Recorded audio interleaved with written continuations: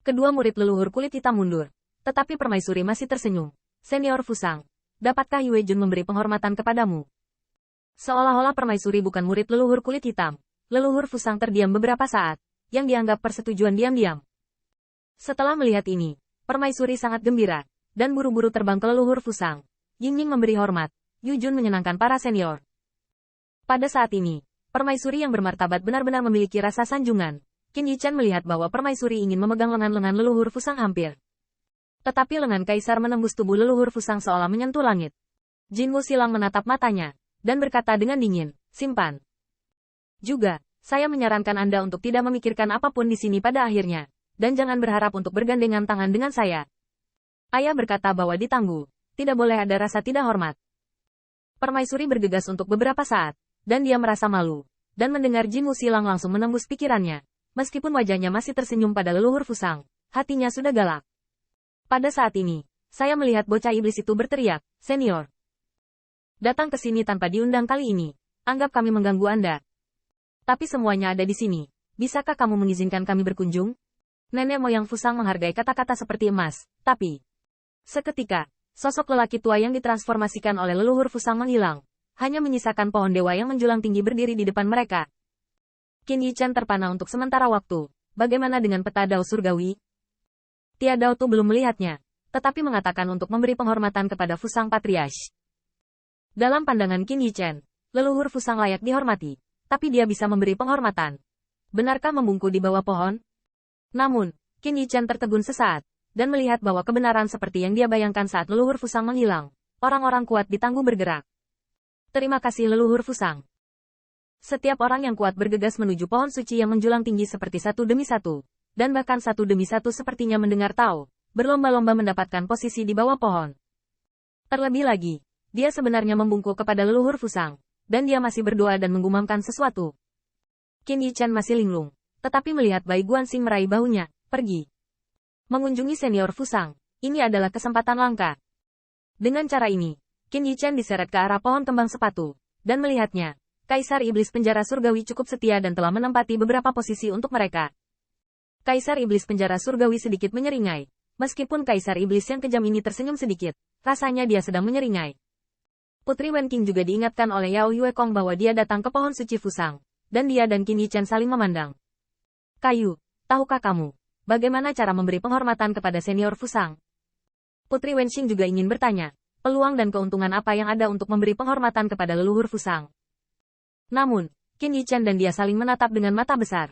Setelah beberapa saat terdiam, mereka mengalihkan pandangan mereka ke Bai Guanxing. Pada saat ini, Bai Guanxing sedang duduk di sebelah mereka, dan permaisuri tampaknya sedang berebut. Menghadapi kesempatan seperti itu, dia tidak peduli dengan sikap mulia permaisuri. Tangan Giok dengan ringan memegang jubah Phoenix membungkuk dan meraihnya di bawah posisi pohon kembang sepatu.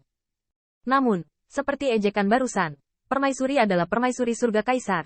Tetapi inilah alam semesta kuno.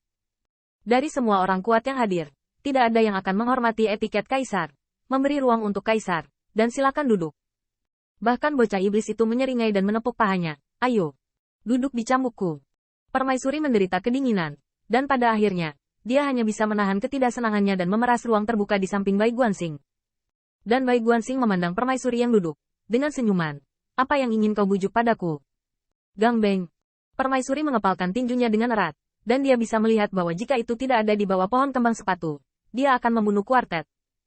Pada saat ini, Qin Yichan dan Putri Wen Qing mengarahkan pandangan mereka yang ragu-ragu. Setelah menggoda, Bai Guanxing perlahan menoleh untuk menyelesaikan kebingungan mereka. Ibadah adalah berkunjung, sederhananya, hanya untuk menghormati senior Fusang. Kesempatannya adalah bersembunyi di pohon. Lihat saja, peluangnya tersembunyi di pohon. Qin Yichan dan istrinya terkejut lagi, dengan bingung. Qin Yichan hanya bisa perlahan mengangkat kepalanya, menatap pohon suci Fusang, seperti yang dikatakan Bai Guanxing.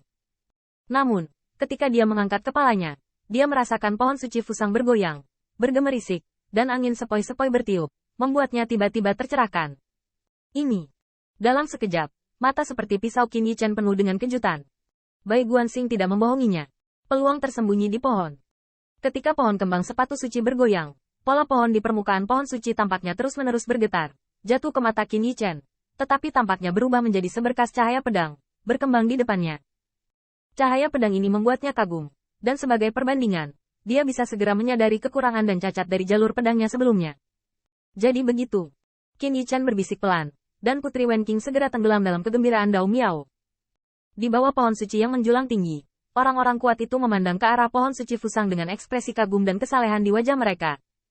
Bai Guanxing juga perlahan mengangkat kepalanya, dan langit berbintang muncul di mata putih dan birunya. Dengan goyangan pohon kembang sepatu suci, Qin Yichan hanya merasa bahwa pikirannya akan jatuh ke dalamnya, dimabukkan oleh cahaya pedang penghancur dunia yang ditransformasikan oleh untaian pola pohon.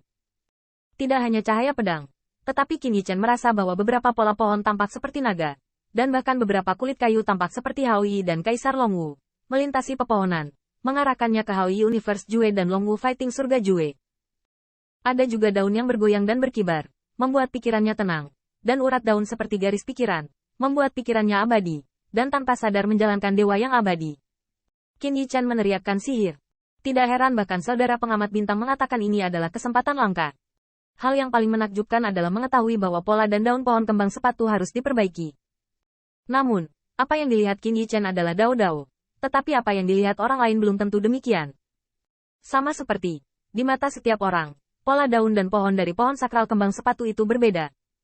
Dengan kata lain, pohon keramat yang unik di dunia ini telah lahir sejak terbukanya alam semesta. Setiap pola pohon, setiap daun berbeda.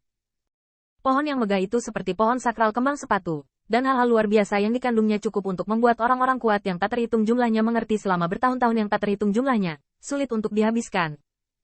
Qin Yichan hampir yakin bahwa setiap orang kuat di bawah pohon kembang sepatu mengejar jalan yang berbeda dan mengembangkan jalur ilahi. Dan pola pohon kembang sepatu yang jatuh ke mata mereka akan berbeda.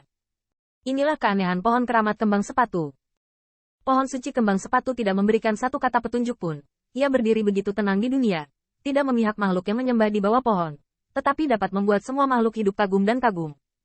Segera, Qin Yichan tenggelam dalam keajaiban pohon kembang sepatu.